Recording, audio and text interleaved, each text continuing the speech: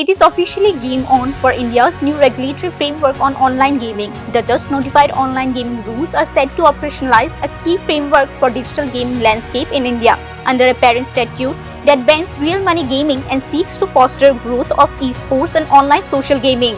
Set to come into force from May 1, 2026, the rules operationalized the landmark Promotion and Regulation of Online Gaming Act 2025 enacted by Parliament in August 2025.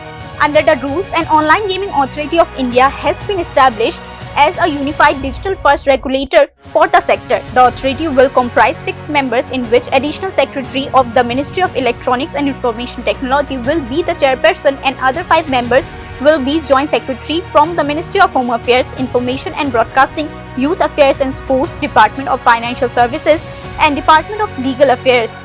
Briefing media about the rules, Secretary of Ministry of Electronics and IT S. Krishna said that the framework introduces an optional determination process to classify games as either online money games or social games, which may be initiated by the regulatory authority, service provider, or the government in specific cases.